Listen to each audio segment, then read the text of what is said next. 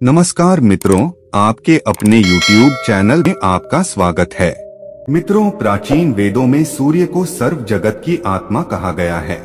समस्त जीवों की आत्माओं का ऊर्जा स्रोत सूर्य देव ही है। सूर्य से ही सृष्टि पर जीवन है। सूर्य का शाब्दिक अर्थ प्रेरक होता है। यह सर्व प्रकाशक, सर्व प्रवर्तक होने से सर्व कल्याणकारी है। यजुर्वेद में कहा गया है, चक्षु सूर्यो जायत, अर्थात सूर्य भगवान का नेत्र है।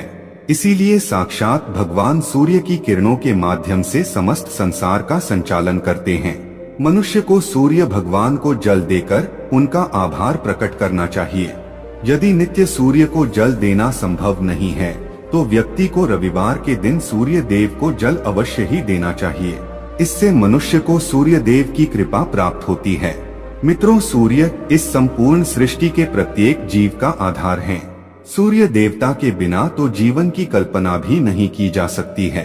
परम तेजस्वी सूर्य देवता की उपासना करने की परंपरा अत्यंत प्राचीन काल से चली आ रही है। सूर्य देवता की पूजा के साथ ही उन्हें अर्घ्य देने का भी प्रचलन है। सूर्य देवता को अर्घ्य देने से मनुष्य के जीवन में कई सकारात्मक और चमत्कारी बदलाव होते हैं। भगवान श्री राम से लेकर भगवान श्री कृष्ण भी सूर्य देव को अर्घ्य दिया करते थे। भगवान श्री कृष्ण ने सूर्य देव की महत्ता का वर्णन कई बार किया है।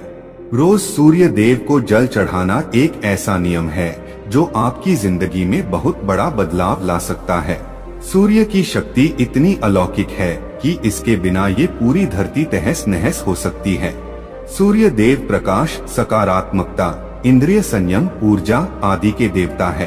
अगर आप जीवन में निराश और हताश महसूस कर रहे हैं, आपका मन आपके वश में नहीं है, आपका स्वभाव अत्यंत क्रोधी है, आप अपने काम भाव पर नियंत्रण नहीं कर पा रहे हैं, शरीर में बेचैनी महसूस होती है और आपका मन नकारात्मक विचारों से भरा हुआ है, तो आप सूर्य देव की उपासना अवश्य करें। सूर्य देव को मात्र जल चढ़ाने से आपके सभी संकट दूर हो सकते हैं। संसार की हर परेशानी का हल सूर्य देव के पास ही है। आपकी हर समस्या का समाधान सूर्य को जल अर्पण करने से ही प्राप्त हो सकता है। सूर्य देवता की उपासना करने से आत्मा की शुद्धि होती है और मनोबल बढ़ता है। सूर्योदय के समय सूर्य की किरणों से वातावरण पवित्र और सकारात्मक बन जाता है। यदि प्रतिदिन आप सुबह स्नान करके सूर्य देवता को मंत्रों का उच्चारण करते हुए जल चढ़ाते हैं तो इसके आपको कई फायदे होंगे। कुछ ही समय में आप खुद इसका प्रभाव महसूस करेंगे कि सूर्य देव की कृपा से आपका जीवन कितना बेहतर हो गया है। आप पाप, रोग, भय आदि दोषों से मुक्त हो जाएंगे और आपका जीवन खुशियों से भर जाएगा। आपका शरीर स्फूर्तियुक्त, रोगों से मुक्त हो जाएगा और आप प्रत्येक कार्य को उत्साह से कर पाएंगे।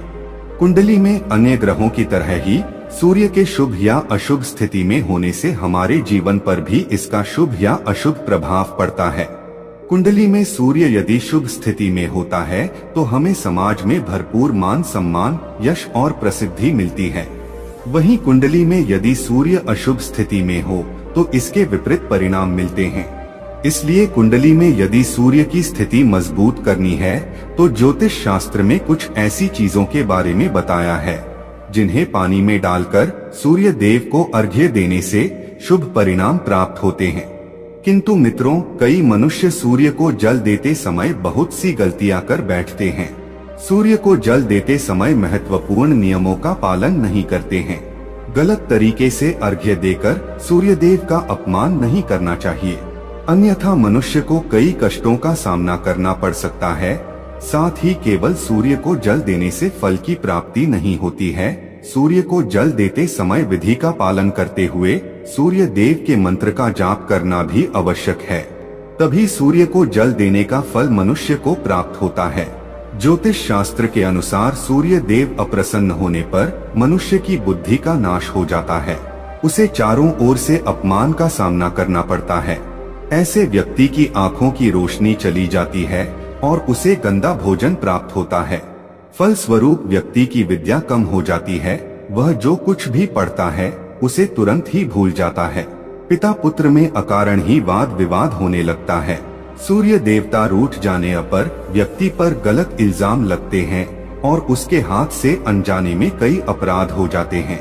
इसीलिए व्यक्ति को अनिष्ट कार्य करके सूर्य देव को रुष्ट नहीं करना चाहिए। इस प्रकार से सूर्य देव का हमारे जीवन में सबसे अधिक महत्व है। यदि आप अपनी मनोकामनाओं की पूर्ति करना चाहते हैं तो सूर्य देव की उपासना अवश्य करें। आइए जान लेते हैं सूर्य को अर्घ्य देने के वह महत्वपूर्ण नियम कौन से हैं। सूर्य को जल देते समय हमें कौन सी गलतियां नहीं करनी चाहिए और सूर्य को जल देते समय कौन से मंत्र का जाप करना चाहिए ताकि हमें सूर्य उपासना का संपूर्ण फल प्राप्त हो। सबसे पहले तो हम यह जान लेते हैं कि सूर्य को अर्घ्य देने का अर्थ क्या होता है। तो मित्रों, अर्घ्य देने से तात्पर्य यह है कि सूर्य देवता को भक्ति भाव से जल अर्पण करना। यह जल आप दोनों हाथों की ओंजल बनाकर या तांबे के पात्र में शुद्ध जल भरकर उसे सूर्य देवता को समर्पित करें।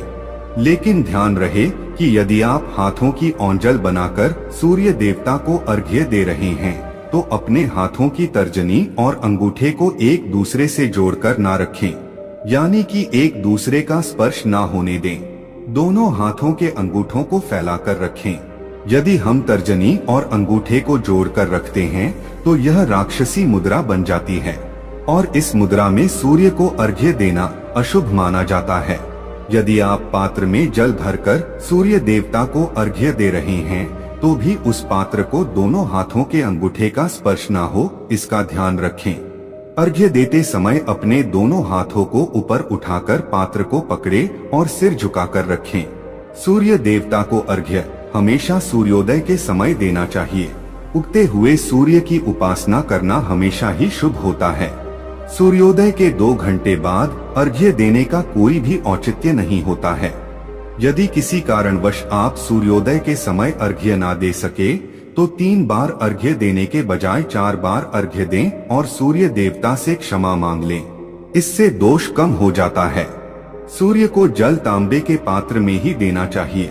तांबा को सूर्य देव की प्रिय धातु माना गया है, इसीलिए सूर्य को जल देने के लिए केवल तांबे से बने पात्र का ही प्रयोग करना चाहिए।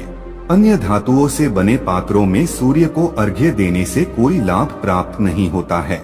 परमात्मा ने सूर्य को जगत में प्रकाश करने, संचालन करने, अपने तेज से शरीर में ज्योति प्रदान करने तथा जठराग्नि के रूप में आमाशय में अन्न को पचाने का कार्य सौंपा है। इसी कारण से तांबे के पात्र में रखे जल को पीने से व्यक्ति पेट से जुड़े रोगों से भी मुक्त हो जाता है। उस तांबे के पात्र में गंगाजल या पवित्र नदियों का जल भरें। यदि ऐसा संभव नहीं है तो शुद्ध जल का प्रयोग करें। मात्र जल से कभी भी अर्घ्य नहीं देना चाहिए। जल के पात्र में जल के साथ मुख्य रूप से कोई भी लाल फूल, लाल चंदन और अक्षत जरूर डालें। आप चाहें तो इस जल में थोड़ा सा घी, शहद, दूध या गुड़ इत्यादि भी मिला सकते हैं। सूर्य देव को अर्घ्य देने का सही समय तब होता है जब सूर्य लालिमा लिए हो, अर्थात जब प्रातः काल में सूर्य लाल रंग का दिखाई दे तो उस समय अर्घ्य देना सर्वश्रेष्ठ फल देता है। मित्रों, यदि आपने सूर्य को अर्घ्य देने का संकल्प लिया है तो यह संकल्प कभी नहीं तोड़ना चाहिए। जितने दिनों का भी आपने संकल्प लिया हो उतने दिन सूर्य को अर्घ्य अवश्य देना चाहिए। यदि आप संकल्प को पूरा नहीं कर सकते तो ऐसा संकल्प नहीं करना चाहिए, इससे सूर्यदेव रुष्ट हो जाते हैं। दोस्तों, भगवान श्री कृष्ण ने सूर्य देव को जल देने का मंत्र बताया है जिसका उच्चारण अवश्य ही करना चाहिए। वह मंत्र इस प्रकार है, ओम खगोलकाय नमः। इसके अलावा आप ओम घृणी सूर्याय नमः इस मंत्र का जाप भी कर सकते हैं। इस मंत्र का उच्चारण करके सूर्य को जल देने से दरिद्रता का अंत होता है और व्यक्ति को सुख समृद्धि की प्राप्ति होती है। दोस्तों, सूर्य देव की महिमा अपरंपार है और प्रतिदिन ही हमें उनका आभार मानना चाहिए। परंतु ज्योतिष शास्त्र में मुख्य रूप से रविवार का दिन सूर्य देवता का दिन माना जाता है। इसलिए अपनी कुंडली से सूर्य दोष को दूर करने के लिए आपको रविवार के दिन विशेष रूप से सूर्य देवता का उपवास रखना चाहिए और सूर्य से संबंधित वस्तुओं का दान करना चाहिए। सूर्य देव से संबंधित वस्तुएं हैं तांबा, गेहूं, गुड़, चंदन तथा पीले रंग के वस्त्र आदि। इन वस्तुओं का रविवार के दिन दान करने से व्यक्ति के सभी दुखों का अंत होता है। यदि आप बीमार है अथवा घर में सूतक है या अन्य कोई समस्या है जिसके कारण आप सूर्य देव को अर्घ्य नहीं दे पा रहे हैं, तो इसके लिए शास्त्रों में मानस पूजा का प्रावधान किया गया है, यानी कि आप अपने मन में ही सूर्य देव को अर्घ्य दे सकते हैं। मित्रों, सूर्योदय पूर्व दिशा से होता है और यदि किसी कारणवश सूर्य देवता दिखाई नहीं दे रहे हैं तो आप उनका मन ही मन स्मरण करके पूर्व दिशा की ओर मुख करके उन्हें अर्घ्य दे सकते हैं, लेकिन कभी भी सूर्य को अर्घ्य देने का संकल्प ना छोड़े। तो दोस्तों, इस प्रकार से आप भी सूर्य देव को अर्घ्य देकर सूर्य देव की कृपा प्राप्त करें। तो दोस्तों, यह कहानी आपको कैसी लगी हमें कमेंट सेक्शन में जरूर बताना, और अच्छी लगी हो तो इस चैनल को सब्सक्राइब जरूर कर लेना।